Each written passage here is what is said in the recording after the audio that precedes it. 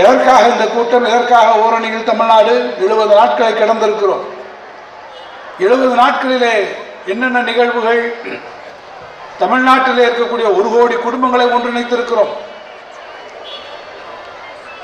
பல கோடிக்கணக்கான உறுப்பினர்களை சேர்த்திருக்கிறோம். காரணம் என்ன? மத்தியிலே இருக்கக்கூடிய பாஜக அரசு தமிழ்நாட்டுக்கு கொடுக்கக்கூடிய அத்தனை திட்டங்களையும் இன்றைக்கு வஞ்சக எண்ணத்தோடு நிறுத்தி கொண்டிருக்கிறது.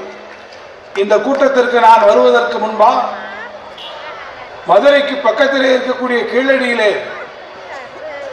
கீழடி என்கின்ற பண்பாட்டு தளத்திலே நாம் உருவாக்கி இருக்கக்கூடிய அந்த அருங்காட்சியகத்திலே அங்கே இருக்கக்கூடிய நம்முடைய பண்பாட்டு பெருமைகளை வெளியிடக்கூடிய நூல்களை எல்லாம் வெளியிட்டு விட்டு இன்றைக்கு இங்கே நான் திரும்பி வந்திருக்கிறேன்.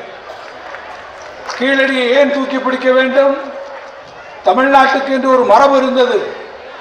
கூடியிருக்கக்கூடிய தாய்மார்களே, உங்களுக்கு என்று ஒரு பின்புலம் இருக்கிறது. ஓடி வந்த புலியினை ஒரு முரத்தினாலே அடித்து ஒருத்தி துரத்தினாள் என்று சொல்லக்கூடிய அந்த வீர பரம்பரைக்கு சொந்தக்காரரான தாய்மார்கள் இங்கே இருக்கிறது என்று சொன்னால் அதற்கான சான்று அங்கே இருக்கிறது. அதையெல்லாம் மறைத்து விட்டு இன்றைக்கு இந்த கீழடி நாகரிகத்தை, நம்முடைய தொன்மையை மறைப்பதற்கு இன்றைக்கு மத்திய அரசாங்கம் தயாராக இருக்கிறது. அடுத்து நம்முடைய வீட்டு பிள்ளைகள் படிப்பதற்கான நிதி, கல்வியிலே நிதி, அந்த நிதியை தர மறுக்கிறது. இந்தி படித்தால் காசு கொடுக்கிறேன், இல்லை என்றால் நமக்கு காசு இல்லை. அவ்வளவுதான் சுருக்கமாக. இதெல்லாம் தாண்டி தமிழ்நாட்டுக்கு வர வேண்டிய நிதி, விருதுநகர் வியாபார ஸ்தலம் எல்லாருக்கும் நல்லா தெரியும். ஜிஎஸ்டி மீட்டிங் நடந்தது. விலை குறைப்பு என்று சொன்னார்கள். இத்தனை பேருக்கு இத்தனை பொருளுக்கு விலை குறைக்கிறோம் என்று சொல்கிறார்கள். நாங்கள் என்ன சொல்கிறோம் என்று சொன்னால், விலையை குறையுங்கள், மகிழ்ச்சி. ஆனால் விலை குறைப்பினுடைய அந்த லாபம் யாருக்கு போய் சேர வேண்டும் என்றால், கடை கண்ணிக்கு போய் பொருள் வாங்கக்கூடியவர்கள் போகிறார்களே அவர்களுக்கு அந்த பணம் போய் சேர வேண்டும். நாங்கள் ஒத்துக்கொள்வோம். அதற்கு இன்றைக்கு வர பணம் பதில் இல்லை. நாங்கள் கேட்டோம், எத்தனையோ நலத்திட்டங்களை நிறைவேற்றுகிறோம்.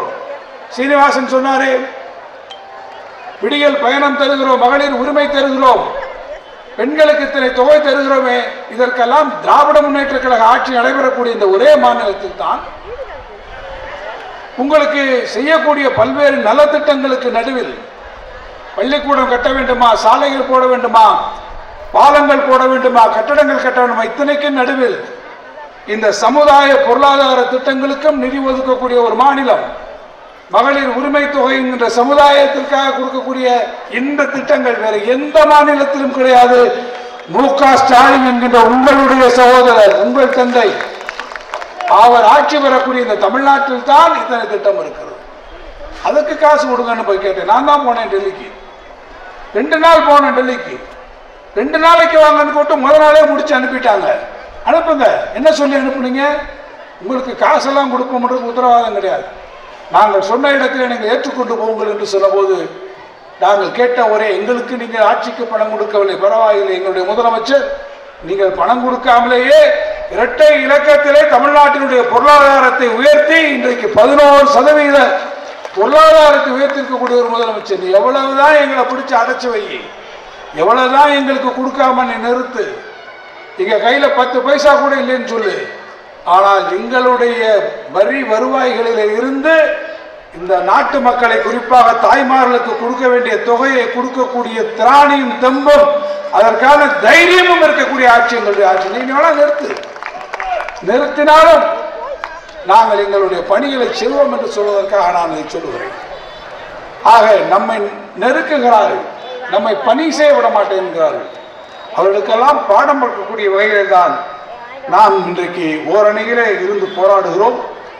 அப்படி நாம் போராடுகிற போது தமிழ்நாட்டுக்கு என்று இருக்கக்கூடிய அந்த பெருமை நாம் அடிக்கடி சொல்வோம்.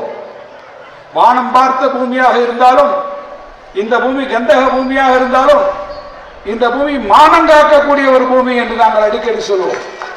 அதைத்தான் நம்முடைய முதலமைச்சர் சொல்லுகிறார். தமிழ்நாட்டை நான் ஒரு காலத்திலும் தலைகுனிய விட மாட்டேன்.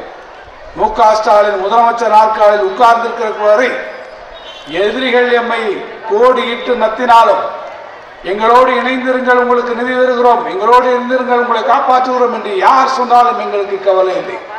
எங்களுடைய எஜமானர்கள் எதிரே இருக்கக்கூடிய நீங்கள், எங்களுடைய மரியாதைக்கு, தமிழ்நாட்டு மக்களுடைய மரியாதைக்கு ஒரு சிறு துரும்பேனும் இடர் வந்தால் அதை ஏற்காமல் மானத்தோடு நாங்கள் நின்று தமிழ்நாட்டை எவனுக்கும் யாருக்கும் எந்த காலத்திலும் அடமானம் வைத்து விடாமல், இன்றைக்கு அதிமுக ஆட்சி என்ன ஆச்சு?